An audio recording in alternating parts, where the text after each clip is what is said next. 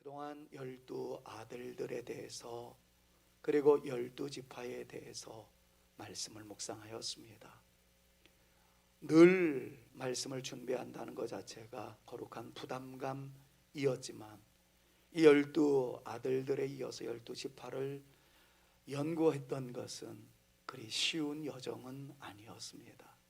더 많은 책을 보아야 했었고 더 많은 자료를 검색해야만 했습니다. 그러다 보니까 준비하면서 혼자 많이 울기도 하였고 때로는 혼자 너무 감격해서 의자에서 일어났다 앉았다를 반복하며 흥분해하기도 하였습니다. 그런데 제가 감격적으로 설교를 하는데 제가 감동을 받았던 그 부분을 제가 감동받은 만큼이나 여러분들에게 전달되어지기를 간절히 바랐는데 별 반응이 없었을 때에는 얼마나 힘이 빠지기도 하고 아쉽기도 했는지 목양실에 올라와서 매우 안타까워하며 하나님께 이렇게 볼멘 소리를 할 때가 있었어요. 하나님, 저에게도 좀 탁월한 은사를 좀 주시지, 설교에 좀 능력을 더하여 주시지, 말씀을 좀 잘 강론하는 권세도 좀 주시지요 하고 아쉬움을 호소할 때가 여러 번 있었습니다. 그런 시간들이 지나서 오늘 이 시간에 이르게 되었습니다. 본문 말씀은 그동안 설교했었던 마지막 결론 부분이라고 말할 수 있습니다. 물론 이 본문 말씀을 가지고 제가 3주 동안 말씀을 강론하게 될 것입니다. 지루하게 생각하지 마십시오. 나름 또 철저하게 준비를 했습니다. 근데 오늘 본문 말씀을 가지고 3주 동안 말씀을 강론할 수밖에 없는 것은 우리가 1월 달부터 시작해서 지난주까지 묵상했었던 12명의 아들과 12지파의 내용을 총결론 짓는 말씀이기 때문에 정말 중요한 부분들을 놓치고 싶지 않은 부분들이 너무 많아서 그렇습니다. 자, 그렇다면 오늘 설교의 뚜껑을 열면서 오늘 말씀을 드리고자 하는 본문의 가장 중요한 핵심은 무엇인가 하는 것입니다. 오늘 본문은 이스라엘을 향한 하나님의 사랑을 확인하는 말씀으로 정리되어 있다는 것부터 말씀드리겠습니다. 이스라엘을 향한 하나님의 사랑, 다시 말하면 우리를 향한 하나님의 사랑 이야기가 바로 오늘 본문 말씀의 주된 내용입니다. 3주 동안의 말씀을 묵상하면서 저는 바라는 것이 이것입니다. 나를 향한 하나님의 사랑 이야기는 이런 것이구나. 그리고 이 이야기를 내가 꼭 붙잡고 남은 여생 주님의 사랑 느끼며 살아가는 내 인생 되어버리라.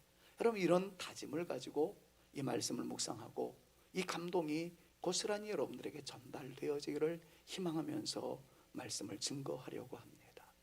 오늘 말씀을 여러분들이 쓱 읽어 내려가는 동안에 좀 이상하다 하는 부분이 발견되셨으면 좋았겠다 하는 생각을 가져봅니다. 어떤 의미냐면 이미 12아들들에 대해서는 우리가 말씀을 살펴보았죠. 창세기에 있는 말씀을 통해서 말이죠. 근데 오늘 우리는 그동안 신명기에 있는 말씀을 통해서 12지파에 대해서 말씀을 딱 증거하다가 낳은 출생 순서대로라면 루벤, 시몬, 레위, 유다, 갓, 단 이런 식으로 이렇게 짚어 내려가다가 우리는 지난주에 마지막으로 아셀에 대해서 말씀을 묵상했습니다. 물론 본문 말씀은 출생 순서대로가 아니라 모세가 감동받은 순서에 따라서 축복하기는 했지만 12지파들을 묵상을 했어요. 그리고 마지막 결론으로 축복을 다 하고 난 이후에 모세가 마무리를 지을 때에 이렇게 표현하는 것이 자연스럽지 않아요? 홍길동 아무개, 임꺽정 아무개, 성산교회 김아무개, 정아무개, 박아무개 다 이런 복을 받을지어다. 그리고 성산교회 교우들이여, 이렇게 마무리하는 것이 어법적으로나 느낌적으로나 상황적으로 맞아떨어지지 않겠습니까?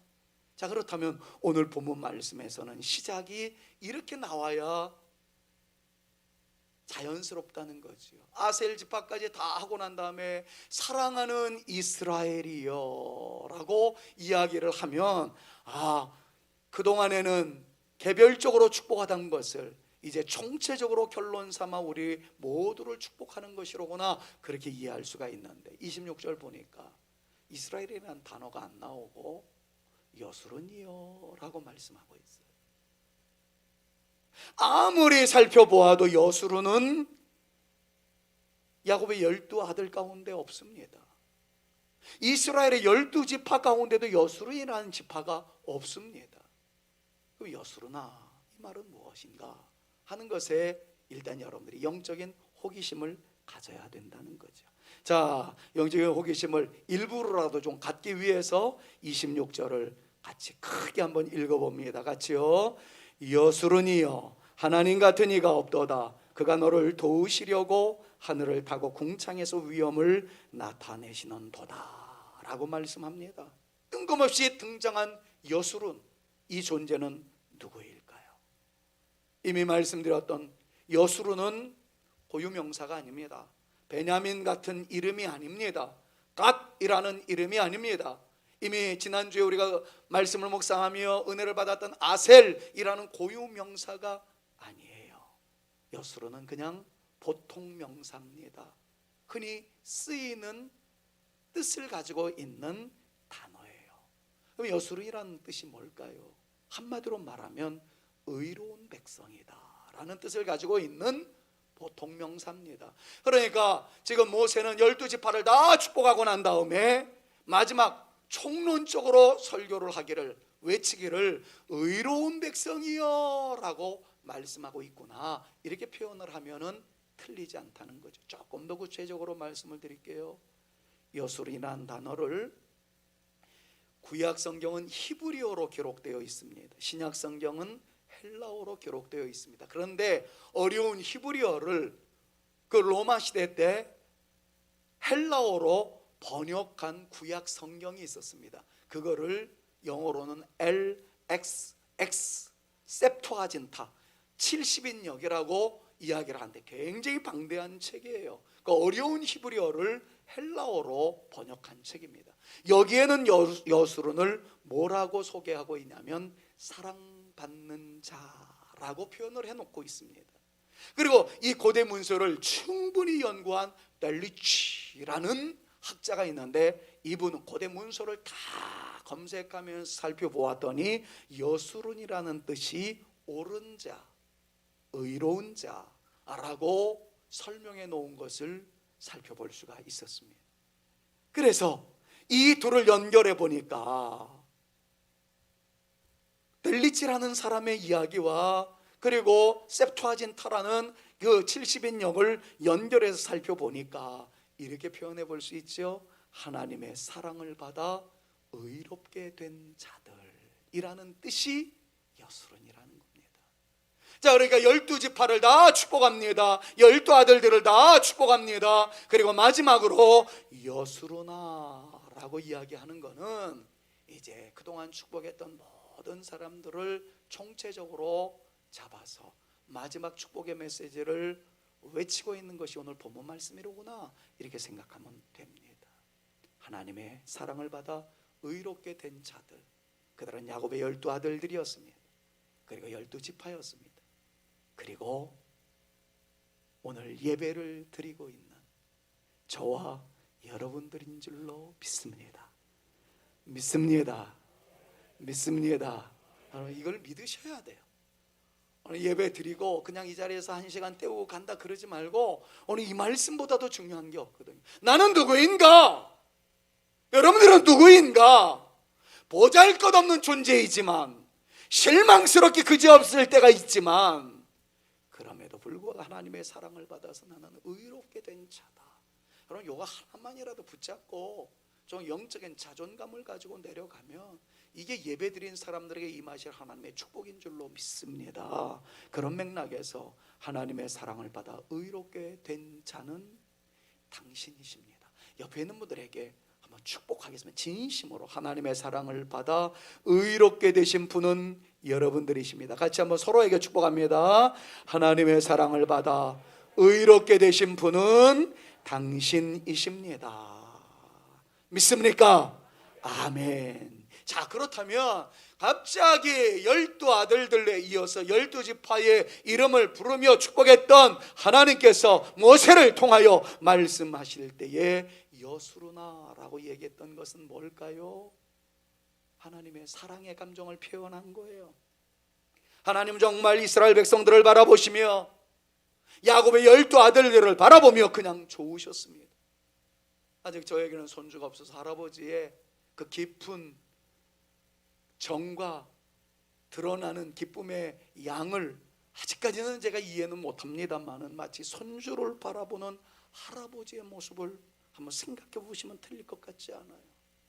창에서나 나올 법한 그 내용, 어와 둥실 내 사랑, 이리 보아도 저리 보아도, 여러분 이런 표현으로 말할 수 있는 단어가 바로 여수른이라는 뜻이에요. 내 사랑아, 내 사랑아. 저는 우리 주님께서 지금 이 예배를 드리는 이 현장 속에 여러분들의 이름을 부르다가 마침내 주님께서 말씀하시기를 내 사랑들이 여기 다 모였구나. 내 사랑아, 내 사랑아. 여러분 그렇게 불려주시는 우리의 고유 명사 이름이 있습니다. 그런데 김한성, 이건 저의 이름입니다. 저를 부르시면서 주님께서 말씀하시기를 너 한성이 여수르나. 여러분들의 이름을 부르시면서 주님께서 말씀하시기를 한아무개 너는 내 사랑이야. 여러분 그렇게 불려주시는 그 주님의 음성을 이 김 목사의 설교와 더불어 우리 주님의 음성으로 영적인 귀가 열려 들릴 수 있는 축복이 이 시간 여러분들에게 나타날 수 있기를 우리 구주 예수 그리스도의 이름으로 축원합니다. 축원합니다. 자, 그런데 모세가 여기에서 여수론을 거론하면서 축복하기 전에 이미 신명기 32장에서 한번 먼저 거론했던 적이 있었던 것을 주의 깊게 살펴볼 필요성이 있습니다. 신명기 32장 13절부터 19절의 말씀을 살펴보면 이런 내용이 있어요. 시간이 많이 가기 때문에 그냥 제가 슬근슬 넘어갈게요. 여호와께서 그가 땅의 높은 것을 타고 다니게 하시고 밭에 송산을 먹게 하시고 반석에서 꿀을 굳은 반석에서 기름을 소의 엉긴 젖, 양의 젖, 어린 양의 기름과 바산에서 난 순양과 염소와 지극히 아름다운 밀을 먹이시며 포도즙의 붉은 술을 마시게 하셨다. 이런 내용의 말씀이 있으면서 곧바로 나오기를 그런데 여수르니. 그 다음 내용은 잠시 후에도 살펴볼게요. 이하 생략하겠습니다. 그랬습니다. 여러분 이 말씀 방금 전에 부가적으로 설명해 드렸던 이 말씀이 있기 전에 내용을 보면 하나님은 그의 백성을 엄마의 사랑으로 아빠의 사랑으로 지켰다는 것을 이미 몇 주 전 심야기도회 때도 설교를 했습니다만은 여러분들이 이렇게 잘 알고 있는 거예요. 엄마의 사랑을 성경에서는 눈동자같이 지키시는 하나님의 보호하심으로 설명하고 있는 것을 봅니다. 여러분 잘 아시다시피 눈동자에 티 하나만 들어와도 온몸이 쩌릿쩌릿할 정도로 고통스럽다는 사실을 여러분 너무 잘 아시잖아요. 그래서 눈꺼풀을 비롯해서 얼마나 많은 보호체계가 눈동자 주위에 모여 있는지 말로 다 형언하기가 어렵습니다. 하나님은 그의 백성들을 눈동자같이 보호하신다고 말씀하세요. 하나님의 사랑하는 자녀들이 지치고 쓰러질 수밖에 없을 때 넓은 품으로 안아주시며 우리의 등을 한없이 쓰다듬어 주시는 어머니 같은 하나님, 이분이 우리가 믿고 있는 하나님이라고 오늘 여수른이라는 단어가 나오기 전에 설명하고 있어요. 아울러 독수리같이 지키시는 하나님으로 소개하고 있는 모습 또한 나오고 있는 것을 봅니다. 하나님은 그의 자녀가 샤프하기를 원하세요. 지혜로우시기를 원하세요. 세상과 맞짱 떠서 승리해 나가는 용기와 개척의 의지가 있는 강인한 용사가 되기를 원하셨습니다.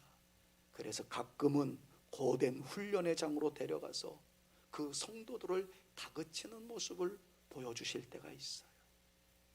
깊은 잠에 빠졌을 때 그의 자녀들의 보금자리를 뒤흔들어서라도 깨우시기를 원하시는 하나님이셨다는 거죠. 그거를 성경에서는 독수리 같은 터플러브의 아버지의 사랑으로서의 하나님으로 그려가고 있는 것을 봅니다.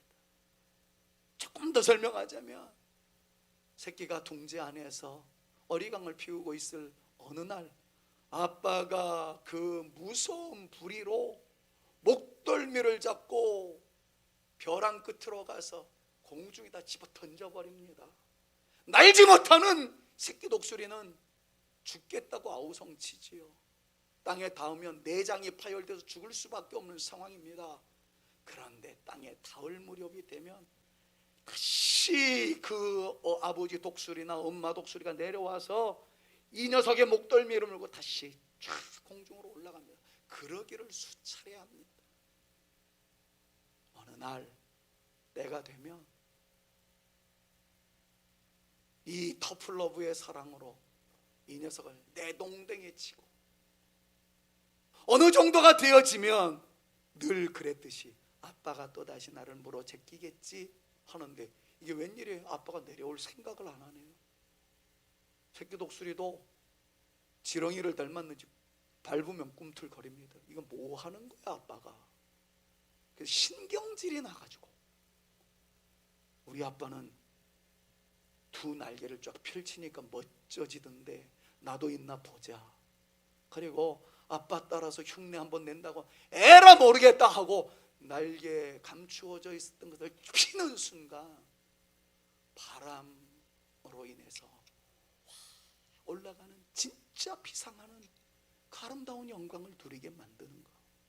그럼 이것이 독수리의 세계에서 볼 수 있는 자연을 통해서 우리에게 주시는 교훈 아닙니까? 나를 떨어뜨려 죽이는 줄 알았는데 알고 봤더니 나로 날개가 있다는 것을 확인시켜 주시는 작업이었고, 그 날개는 날아 오를 수 있도록 만드는 아버지의 떨어뜨리는 사랑, 둥지에 가시를 넣어서라도 밀어 제껴버리시는 아버지의 터플러브였다라는 것을 성경을 통해서 우리는 깨닫게 됩니다. 사랑하는 여러분, 혹시 갑작스러운 사고에 당황스러웠던 일이 있으셨나요? 예상하지 못했던 질병으로 인해서 마음 상할 때가 있었나요? 아니 내가 뭘 잘못했다고 하나님 나에게 이런 시련을 주십니까? 이렇게 하나님께 호소하고 싶은 그러한 일들이 있으셨나요?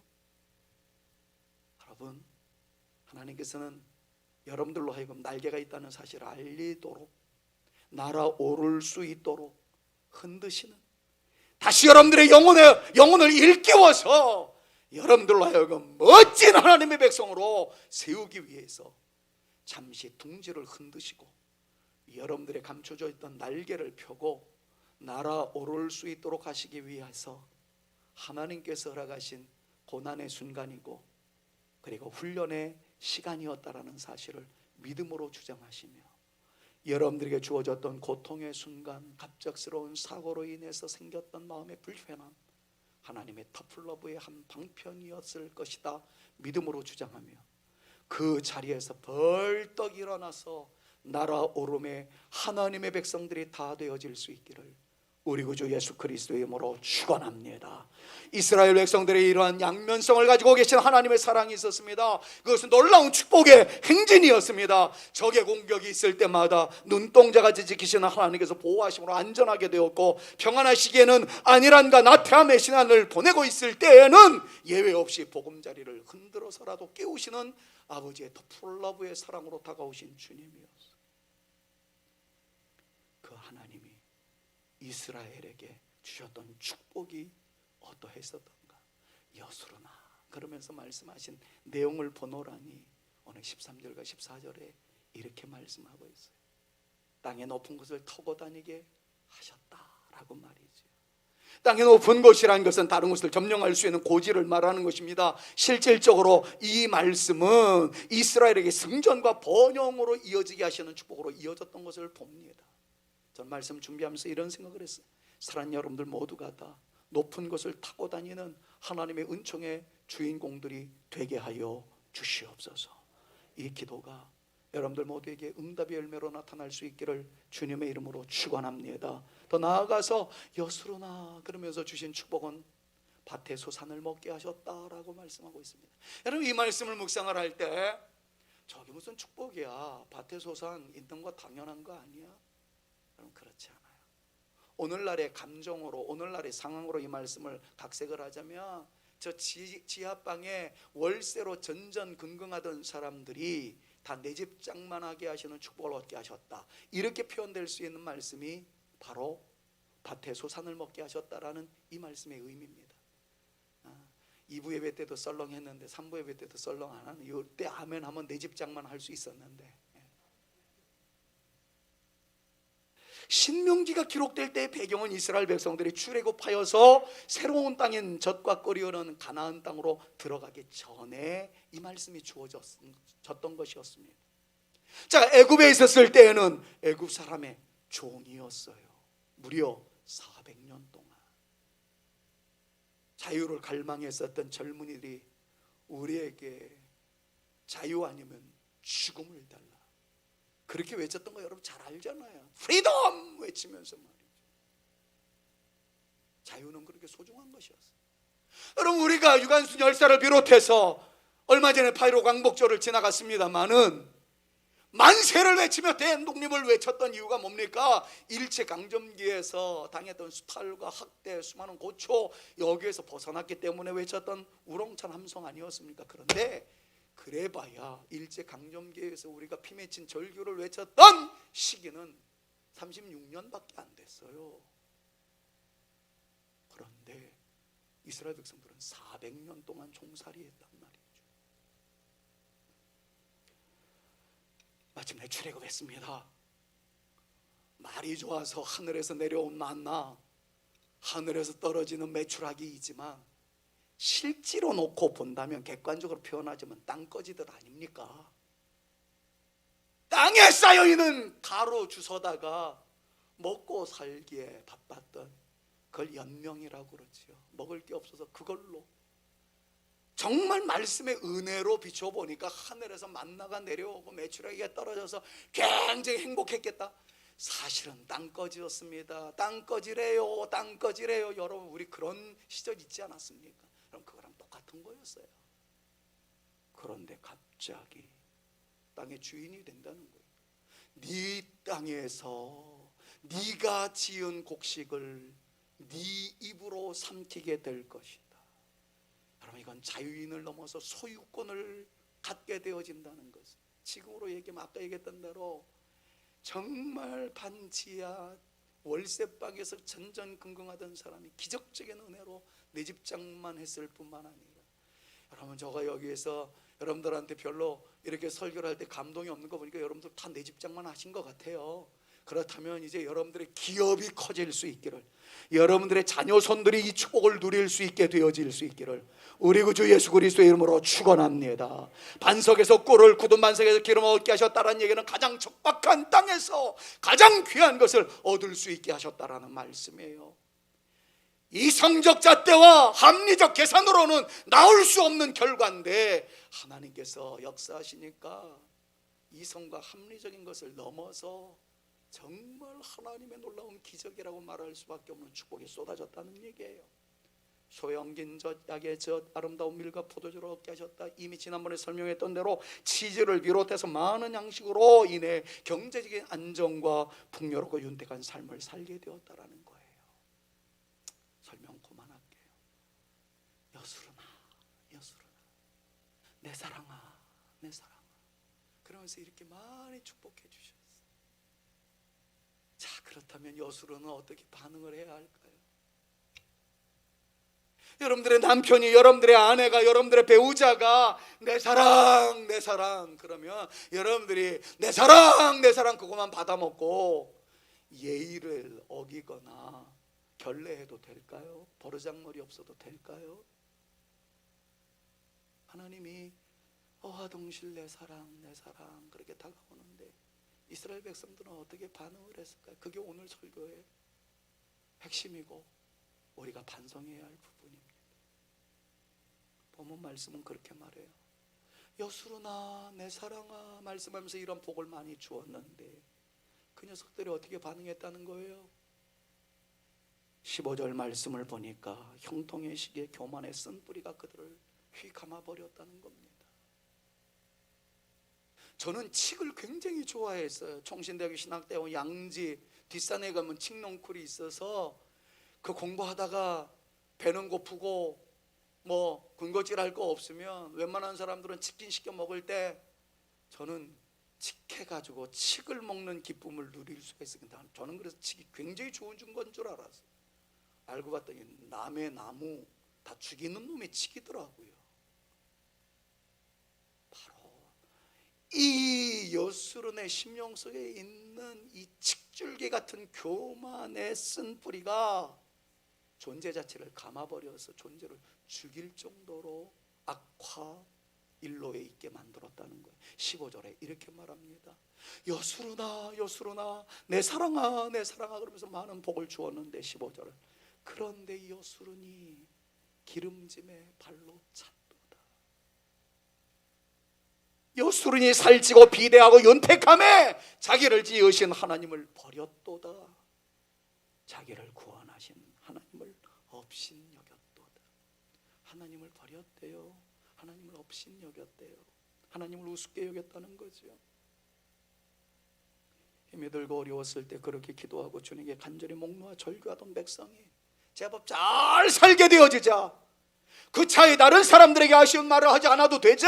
그 마음속에 이제 됐다라는 교만과 더불어서 그들의 복의 근원이었던 하나님조차도 발로 차버리는 대역스러운 모습이 생겼다는 거예요. 여러분, 우리의 모습을 한번 살펴보자. 힘들 때, 어려움이 있을 때 살려주세요 기도를 하다가 조금 여유로워지면 꼭 교회 가서 예배 드려도 돼? 드려야 돼? 그냥 하나님은 어디에나 다 계시잖아. 자기 안에 자기의 쓴뿌리가 나와서 주님을 향한 거룩한 열정을 다 칡넝쿨이 좋은 나무들을 다 얽어버리듯이 얽어버리던 우리의 모습이 없었습니까? 더 많은 적용은 하지 않을게요. 두 번째로 하나님보다 다른 것에 관심을 쏟기 시작했다라고 본문 말씀은 개탄을 하고 있어요.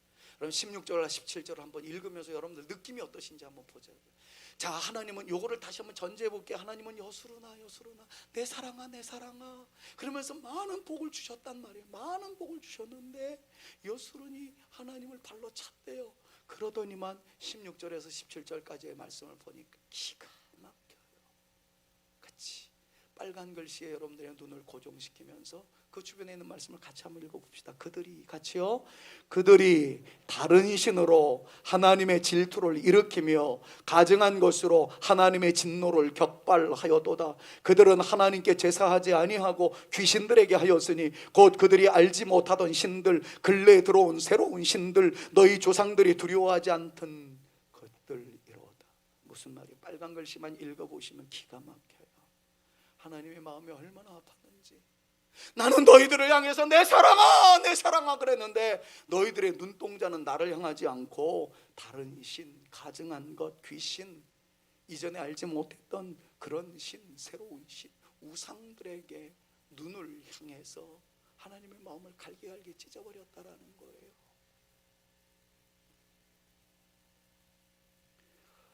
빈곤의 문제가 해결되고 물질의 풍성함이 찾아오자 그들은 서서히 문란한 성생활과 타락한 문화에 점점 물들기 시작했다는 겁니다. 여러분, 저는 세상의 문화를 부정하고 싶지 않아요. 아들로부터도 아빠 한산이라는 영화는 보셔야 돼요. 탑건이라는 영화도 굉장히 재미있어요. 보고 싶어 죽겠습니다. 근데 아직 못 봤어요. 시간이 없어요. 여러분, 세상 문화가 다 나쁘다는 거 아닙니다. 기러기, 스위스, 토마토, 우영우 잘 모르시나 봐요. 우리 동네는 성경만 읽으시느라고. 이상한 변호사 우영우 몇 번 봤는데 재밌습니다. 세상 문화가 다 나쁜 거 아니에요. 그런데 어떤 타락한 문화는 우리들로 하여금 하나님께 집중하지 못하게 만드는 더러운 문화가 있더라고요. 이런 삶의 현장에서 과연 우리의 모습은 어떤지를 점검해 보자는 것이 오늘 본문 말씀을 통해서 주시는 도전인 겁니다. 문화의 발달과 함께 경제적인 부흥과 경제적인 윤택함이 우리들에게 신앙의 변질을 가져온 것은 아닌가를 한번 점검해 보세요.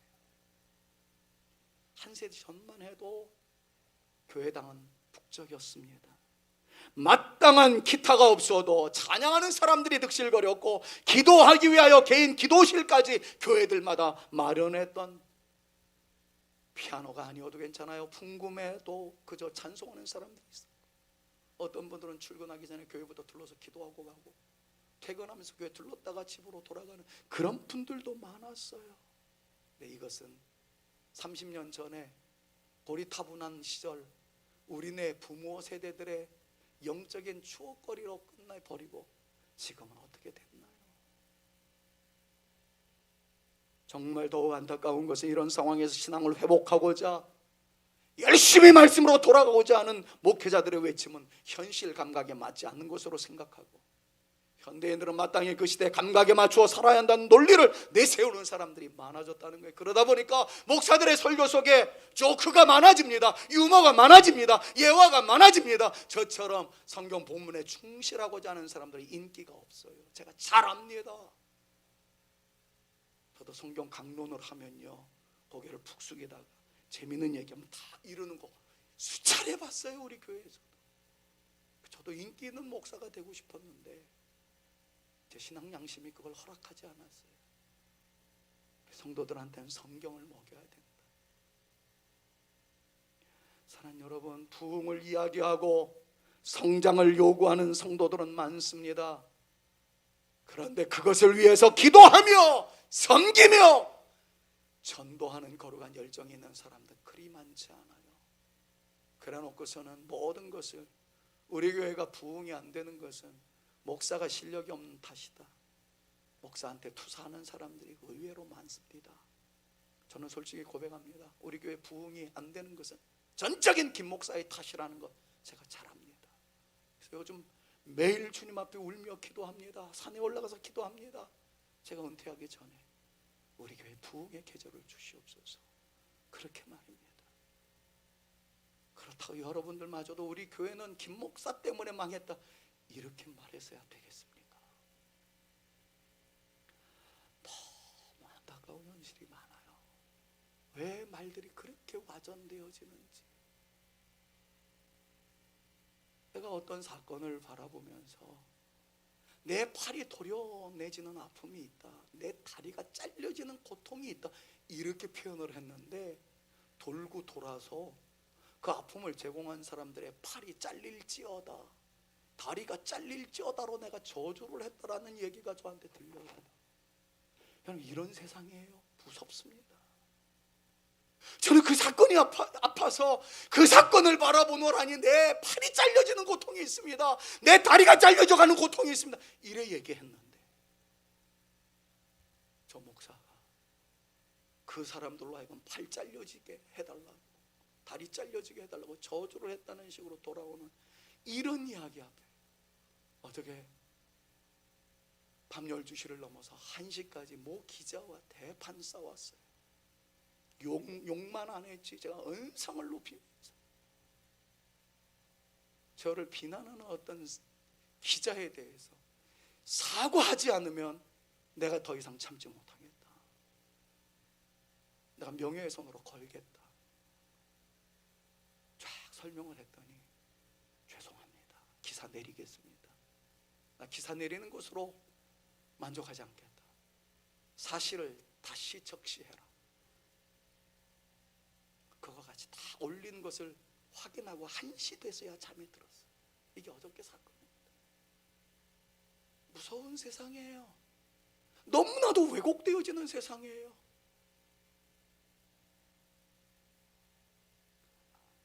여러분, 이런 상황이 있기에 믿음의 선배는 이런 말을 했습니다. 이렇게 살벌한 세상에서 많은 것을 얻었다 할지라도 하나님과 거리가 멀어지면 그건 축복이 아니라 저주이고, 비록 우리 가운데 어려움이 있다 할지라도 그 어려움 때문에 하나님과 가까워졌다면 축복 중에 대축복이다. 저는 이 말씀을 믿습니다. 사랑하는 여러분, 다 얻었다고 해서 만족하지 마세요. 거기에 하나님이 계시는가 다시 한번 살펴보면서 하나님 계시기에 나는 감사합니다. 여러분, 이렇게 멋있게 하나님 중심적 삶을 살아가는 하나님의 거룩한 용사들이 되실 수 있기를 다시 한번 우리 구주 예수 그리스도의 이름으로 축원합니다. 형통 때 이스라엘이 영적인 면에서 패배함과 같이 내 인생이 평안하다 말할 때에, 이 정도가 되면 좀 즐길 때도 되었다라고 생각이 들 때에, 아니요, 나는 신앙에 손해를 보지 않겠습니다. 여러분들의 사업이 잘 되어져 행복하다고 느끼시는 분들이 혹 계신다고 한다면 이때를 조심하셔야 합니다. 내 사업 수완이 이렇게 뛰어나서 잘 되는구나 교만하지 말아 주십시오. 겸손히 하나님의 은혜를 사모하는 하나님의 백성이 되어져야 할 줄로 믿습니다. 그동안의 시련을 넘어 행복의 무지개를 살아가는 여러분들의 모습이 있다고 한다면 그때 더욱 신앙의 옷깃을 여미십시오. 한쪽에서 성공했다고 긴장 늦추는 순간 자녀를 통해서 문제가 터질지 다른 것을 통해서 문제가 터질지 예측할 수 없는 우리 내 생애입니다. 교만할 시간이 없어요. 무릎으로 나가십시오. 주께서 역사하여 주실 줄로 믿습니다. 반대로 어려움을 겪고 있으신 분이 계시나요? 우리를 여수룬이라고 부르시며 내 사랑아라고 부르시며 보호하시고 지키시는 엄마의 사랑으로 다가오시는 눈동자같이 보호하시는 주님이 여러분들과 함께 하시는 것을 믿으시기를 바랍니다. 때로는 강하게 하고자 거친 사랑으로 다가오는 아버지의 사랑으로 우리에게 가시를 제공한다 할지라도 그것은 나로 하여금 날개를 피라는 거룩한 비상을 하라는 영적인 자존감을 내세우라는 하나님의 선하신 뜻임을 믿음으로 주장하며 승리하는 저와 여러분들 모두가 되실 수 있기를 우리 구주 예수 그리스도 이름으로 축원합니다. 주님께서 지금 여러분들의 이름을 부르시며 아무개야 너는 내 사랑이야 이렇게 말씀하시는 것을 영적인 귀로 들으시며 우리는 이렇게 고백할 수 있었으면 좋겠어요. 오늘 찬양대의 찬양 예수님 내 마음에 모신 후에 내 삶이 변했다라는 찬양과 더불어 오늘 여러분들과 부르고 싶은 찬양은 설교를 다 준비하고 난 다음에 제가 기도해서 하나님 어떤 찬양이 좋을까, 옛날에 부르던 찬양이 제 머릿속을 탁 스쳐 지나가더라고요. 진짜 중고등부 때 불렀던 찬양인데 이 찬양이 얼마나 제 마음속에 감동이 되는지 가사를 생각해 보세요. 나의 마음속에 온전히 주님만 모셔놓고 여수로는 어땠습니까? 새 신, 알지도 못했던 신, 귀신, 우상 이런 것들로 가득 채워졌는데 우리는 그동안 모든 거 다 쓸어버리겠습니다. 내 마음속에는 주님만 모셔놓고 나의 정성을 다하여 주님만 섬기겠습니다. 항상 나 함께 계셔서 떠나지 마옵소서. 주를 섬기는 내 정성 받으시옵소서. 주님만 섬기고 사는 것이 가장 큰 기쁨이라는 것을 제가 고백합니다. 주가 내 안에 계셔서 주님께서 나와 동거해 주시는 것이 얼마나 감사한지 모르겠어요. 여러분 이 가사들을 좀 생각하면서 이것이 우리의 진정한 신앙 고백이 되어질 수 있기를 바랍니다. 나의 마음속에 온전히 주님만 모셔놓고 나의 정성을 다하여 주를 섬기 항상 나 함께 계셔서 떠나지 마옵소서. 주를 섬기는 내 정성 받아요. 주만 섬기고 사는 것, 주만 섬기고 사는 것 없는 기쁨이요. 주가 내 안에 세셔서 동거한 일 기쁘나 슬프나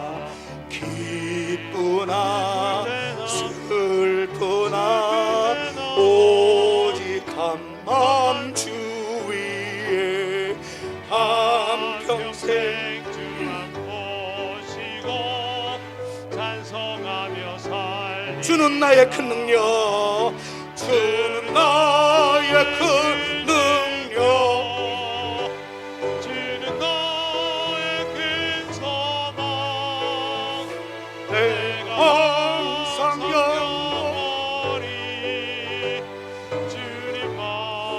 다시 한번 기쁘나 슬프나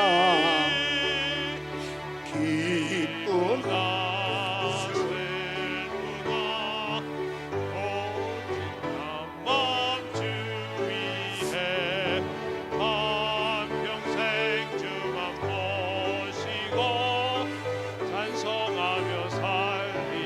주는 나의 주는 나의 근능력 주는 나의 큰 소망 내가 항상 영원히 주님만을 섬기리. 여러분 좀 가사를 생각하면서 기쁘나 슬프나 오직 한맘 주의, 이게 우리 기도의 제목이었으면 좋겠어요. 오늘 나가기 전에 신앙의 결단을 한번 해보세요. 기쁘나 슬프나 오직 한맘 주의, 한평생 주님만 모시고 찬송하며 살겠습니다. 그리고 이제 주는 나의 큰 능력 할 때는 우리 두 손 들고 그렇게 한번 마지막으로 한 번만 더 찬양합니다. 기쁘나 슬프나 오직 한밤 주 위에 한평생 주만 모시고 찬송하며 살. 두 손 들고 주는 나의 큰 능력, 주는 나의 큰 능력, 주는 나의 참 소망 내가 항상 영원히 주님만. 다시 한번 두 손 번쩍 들고 주는 나의 큰 능력, 주는 나의 큰 능력, 주는 나의 큰 소망 내가 항상 영원히 주님만을 섬기리.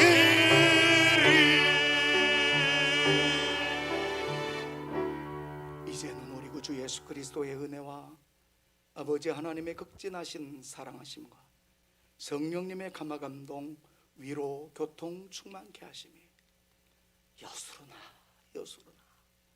내 사랑하는 성산의 자녀들아, 내 사랑아, 다가오시는 주님의 음성 듣고 나 또한 주님 떠나지 않고 평생 주님 모시고 살아가겠습니다 결단하며 찬양한 주의 사랑하는 자녀들 머리 위에, 저들의 가정 위에, 우리 사랑하는 성산교회 위에 이제로부터 영원토록 함께 있을지어다.